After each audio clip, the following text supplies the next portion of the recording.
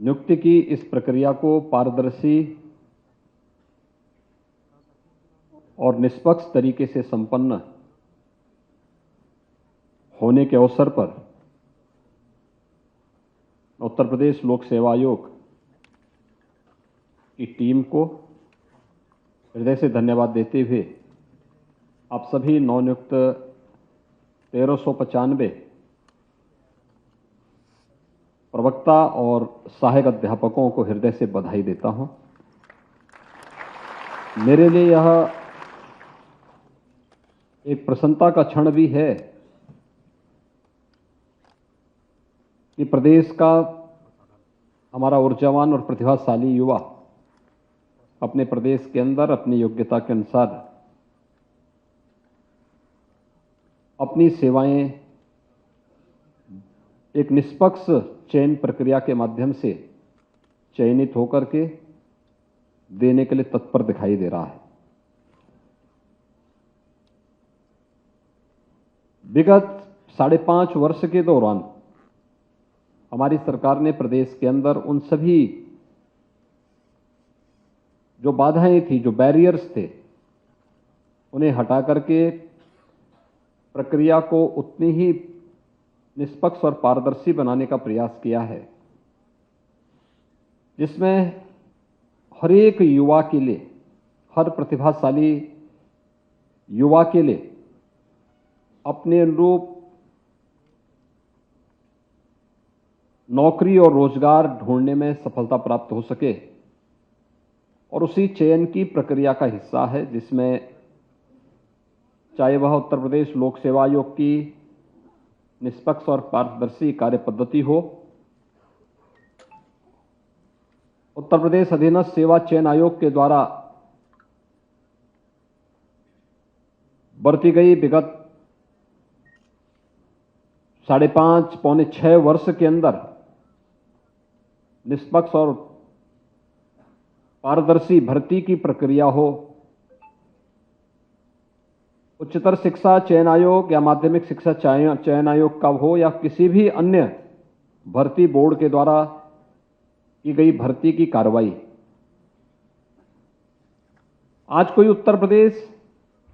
के अंदर भर्ती की किसी भी कार्रवाई में भाई भतीजावाद, जातिवाद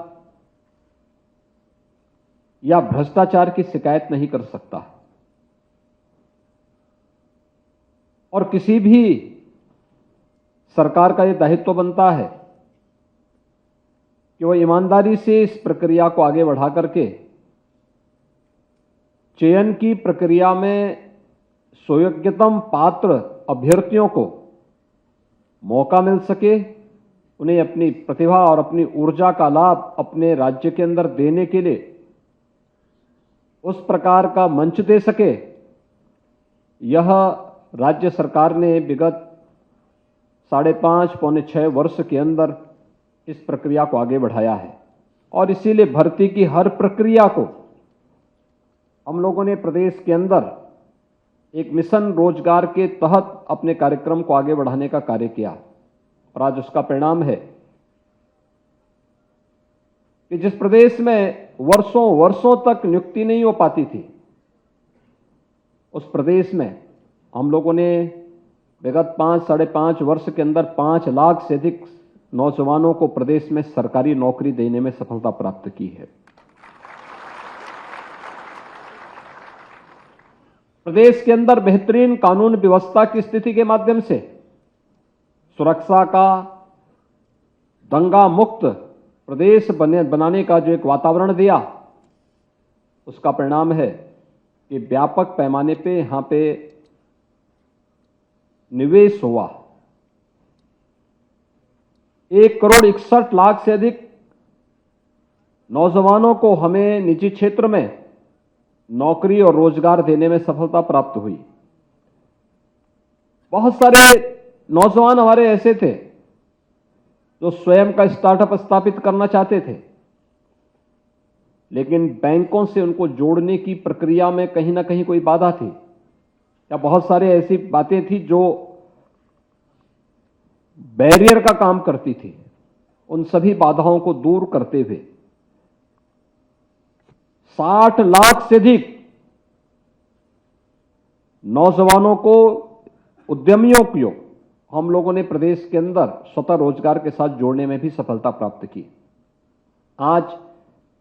लगभग 1400 जो प्रवक्ता और सहायक अध्यापकों की नियुक्ति की प्रक्रिया को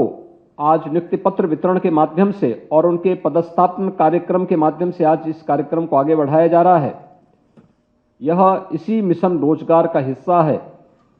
जिसे राष्ट्रीय स्तर पर आदरणीय प्रधानमंत्री जी पूरी मजबूती के साथ आगे बढ़ा रहे हैं। आपने देखा होगा कि राष्ट्रीय स्तर पर आदरणीय प्रधानमंत्री जी के अनुकंपा से आज 10 लाख से अधिक अग्निवीरों का चयन हो रहा है। विभिन्न विभागों में, भारत सरकार के विभिन्न विभागों में भी 10 लाख से अधिक युवाओं को नौकरी और रोजगार के साथ जोड़ने की कार्रवाई को युद्ध स्तर पर आगे बढ़ाया जा रहा है। देश और प्रदेश के युवाओं के लिए आज अपने ही राज्य में और अपने ही देश में नौकरी और रोजगार की असीम संभावनाओं को आगे बढ़ाने के लिए ही हम सब आज मिशन रोजगार के इस कार्यक्रम के साथ आपके साथ यहां पर जुड़े हुए हैं। मैं इस अवसर पर इन सभी नवचयनित 1395 प्रवक्ता और सहायक अध्यापकों को हृदय से बधाई देता हूं। यह हम सबका सौभाग्य है कि आपका चयन ऐसे समय में हुआ है जब ये देश और पूरी दुनिया कोरोना महामारी से लगभग उभरने की ओर अग्रसर हुई है। लेकिन साथ साथ भारत के अंदर पहली बार एक ऐसी राष्ट्रीय शिक्षा नीति को हम लोगों ने स्वीकार किया है जो केवल पुस्तकीय ज्ञान तक किसी छात्र को सीमित नहीं रखेगी, बल्कि उसमें नवाचार के लिए, शोध और विकास की उन संभावनाओं को आगे बढ़ाने के लिए व्यापक अवसर उपलब्ध होंगे। और इस अवसर पर आपका चयन आपको भी कुछ नया करने के लिए प्रेरित करेगा। याद रखना, अगर हम समय की गति के अनुरूप नहीं चल पाए तो हम सब पिछड़ जाएंगे, आगे नहीं बढ़ पाएंगे। भारत को फिर से दुनिया के अंदर जो भारत की पहचान थी, उस पहचान को भारत के अंदर फिर से स्थापित करने की प्रक्रिया का यह हिस्सा है। हम उसके साथ भारत को फिर से जोड़ सकें, भारत को उसकी पुरातन पहचान दे सकें। केवल विश्व गुरु बोलने से हम विश्व गुरु नहीं हो जाते हैं। उसके अनुरूप इनोवेशन को, रिसर्च एंड डेवलपमेंट को हमें आगे बढ़ाने के लिए तैयार होना होगा। और ये हमारी शिक्षण प्रशिक्षण संस्थाओं का दायित्व बनता है कि हम उसके अनुरूप अपने आप को तैयार कर सकें। आज जिन लगभग 1400 प्रवक्ता और सहायक अध्यापकों की चयन की प्रक्रिया पूरी होने के बाद उन्हें नियुक्ति पत्र और पदस्थापन करने की कार्रवाई के साथ यहां पे जोड़ा जा रहा है, मैं उन सबसे इस बारे में कहूंगा। उनमें से बहुत सारे लोग ऐसे होंगे जो कई वर्षों से इंतजार कर रहे थे। वे तमाम अन्य परीक्षाओं में इससे पहले भी यूपीएससी की रही हो या फिर अधीनस्थ सेवा चयन आयोग या माध्यमिक शिक्षा चयन आयोग, उच्च शिक्षा चयन आयोग या अन्य तमाम परीक्षाओं का पाठ रहे होंगे, प्रयास किए होंगे। बहुत बार उनकी योग्यता होने के बावजूद भी उनका चयन नहीं हुआ होगा, क्योंकि जिस प्रकार का भेदभाव पहले होता था भर्ती की प्रक्रिया में, जिस प्रकार का भ्रष्टाचार 2017 के पहले उत्तर प्रदेश के अंदर था, वह किसी से छुपा हुआ नहीं है। भर्ती निकलती थी और महाभारत के सारे रिश्ते वसूली के लिए निकल पड़ते थे। यह किसी से छुपा हुआ नहीं है। लेकिन विगत 5.5 वर्ष के अंदर अगर हमने प्रदेश के अंदर अपराध और अपराधियों के लिए जीरो टॉलरेंस की बात की, तो हम लोगों ने विगत 5.5 वर्ष के अंदर भ्रष्टाचार और भ्रष्टाचारियों के लिए भी उसी जीरो टॉलरेंस की नीति को अपनाया है, और उसी का परिणाम है कि आज प्रदेश का युवा अपनी योग्यता, अपनी क्षमता, अपनी प्रतिभा के अनुरूप प्रदेश के अंदर कार्य प्राप्त कर रहा है। और अब तो राष्ट्रीय स्तर की वे निष्पक्ष एजेंसियां जो देश के अंदर अनएम्प्लॉयमेंट की बात के बारे में निष्पक्ष विवेचना करती हैं, वे भी इस बात को कहते हैं कि उत्तर प्रदेश के अंदर विगत 5.5 वर्ष के अंदर अनएम्प्लॉयमेंट रेट 19% से घट करके केवल 2% तक सीमित रह गया है। यह एक अच्छा सकारात्मक संकेत है, लेकिन अभी इस दिशा में बहुत कुछ किए जाने की आवश्यकता है। और इसीलिए मैं आपसे कहूंगा कि आपने देखा होगा, अक्सर होता क्या है, जब एक बार सरकारी नौकरी लग जाती है तो व्यक्ति लापरवाह हो जाता है। उससे उभरने की आवश्यकता है, एक नेशनल कैरेक्टर बनाने की आवश्यकता है। जैसे आप अपने परिवार की देखभाल करते हैं, अपने परिवार के प्रति जवाबदेह बनते हैं,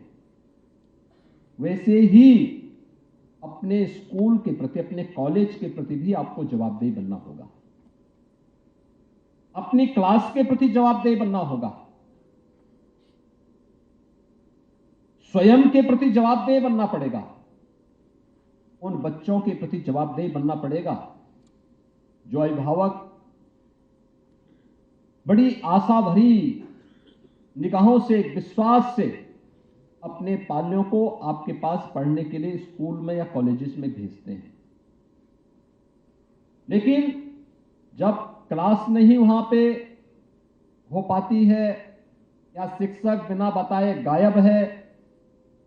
या फिर तमाम अन्य प्रकार की अड़चनें सामने आती हैं, उस विश्वास के साथ एक धोखा होता है। चाहे वह छात्र का विश्वास हो, चाहे वह अभिभावक का विश्वास हो, चाहे वह समाज का विश्वास हो या शासन का विश्वास हो, हमें उस विश्वास पर स्वयं को खरा उतरने के लिए तैयार करना होगा।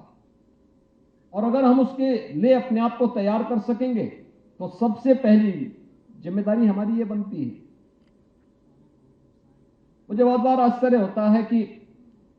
विद्यालय में शिक्षक भी हैं, छात्र भी हैं, लेकिन स्वच्छता के बारे में बार बार कार्यक्रम चलाए जाने के बावजूद भी वहां गंदगी देखने को मिलती है। हमारी जिम्मेदारी भी है उस विद्यालय के प्रति। हम अपने घर में गंदगी बर्दाश्त नहीं करते, स्वयं का कपड़ा पहनते हैं, साफ सुथरा पहनते हैं, तो जो विद्यालय हमें पहचान दे रहा है, हमारी आजीविका की व्यवस्था कर रहा है, क्या उसकी स्वच्छता हमारी जिम्मेदारी नहीं होनी चाहिए? हर एक की जिम्मेदारी होनी चाहिए। मैं जाता हूं, देखता हूं, बहुत बार विद्यालयों में बड़े बड़े पेड़ जमे होते हैं, भवन के ऊपर जमे रहते हैं, उस भवन को नुकसान पहुंचा सकते हैं पेड़, लेकिन दीवारों में चिपके हुए उन पेड़ों को हटाने की ओर कभी नजरें नहीं जाती हैं लोगों की। अगर हम उसके साथ जोड़ सकें अपने को, उस विद्यालय के प्रति वही भाव हमारे मन में हो जो हमारा अपने घर के प्रति होता है, अपने देवालयों के प्रति होता है, अपने धर्मस्थलों के प्रति होता है, मुझे लगता है कि उसके माध्यम से बहुत सारी चीजें बोलने की नहीं होती हैं। व्यावहारिक जीवन में जो हम करते हैं वो अपने आप ही एक संदेश दे देता है, और वो अपने आप में एक आपका संदेश आपकी पहचान का आधार बन जाता है। दूसरा, डिग्री लेकर के नौकरी प्राप्त करना एक शिक्षक केवल यहीं तक सीमित नहीं है, उसके लिए अब एक विस्तृत क्षेत्र अब बन चुका है। आपने अपने जीवन में जिस फील्ड को चयन किया है वो जितना आसान दिखता है उतना ही चुनौतीपूर्ण भी है। आसान इसलिए क्योंकि हर व्यक्ति एक शिक्षक के रूप में आपके प्रति सम्मान का भाव रखेगा। आपने एक आसान प्रक्रिया के माध्यम से आपको चयन की प्रक्रिया के साथ जोड़ करके आपने नियुक्ति पत्र भी प्राप्त कर लिया है, लेकिन चुनौतियां इसलिए क्योंकि आपको अपने आप को साबित करना है। इसके लिए विभाग के स्तर पर या विद्यालय के स्तर पर कोई मैकेनिज्म हो या ना हो, लेकिन आपको अपने आप को तो साबित करना ही होगा कि सबसे पहले उस विद्यालय से जुड़े हुए उस हर एक छात्र के बारे में, जिन छात्रों के प्रति आपका दायित्व है, वे अच्छे अंक प्राप्त कर सकें, वहां पे एक शैक्षणिक माहौल पैदा हो सके, इसको बनाने में योगदान देना। दूसरा, आप अपने स्तर पर ऐसा कैसे माहौल पैदा कर सकते हैं कि राष्ट्रीय शिक्षा नीति जो आदरणीय प्रधानमंत्री जी की मंशा के अनुरूप देश के अंदर न केवल शैक्षिक गुणवत्ता के लिए बल्कि हम नवाचार, शोध और विकास की एक नई प्रक्रिया के साथ उसे जोड़ सकें, उसके अनुरूप हम अपने आप को कैसे तैयार कर सकें, हमारा संस्थान कैसे तैयार हो सके, ये चीजें भी हमें उसके साथ जोड़नी पड़ेंगी। हमें हमेशा अपने आप को अपडेट रखना पड़ेगा।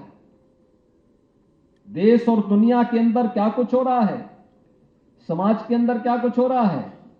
ये सारी चीजों को अगर हम अपने साथ जोड़ करके अपने आप को अपडेट करेंगे, बहुत सारी समस्याओं का समाधान होता हुआ दिखाई देगा और आपकी एक अलग छवि बनेगी। सम्मान के प्रतीक के रूप में लोग आपको देखेंगे। आपके सामने जीवन में आगे बढ़ने के लिए ढेर सारे अवसर होते हैं। हमें केवल इसके पीछे नहीं भागना है कि हम लेक्चरर बन गए या सहायक अध्यापक हो गए, तो सहायक अध्यापक बनने के बाद अब हम लोग इसके बाद फिर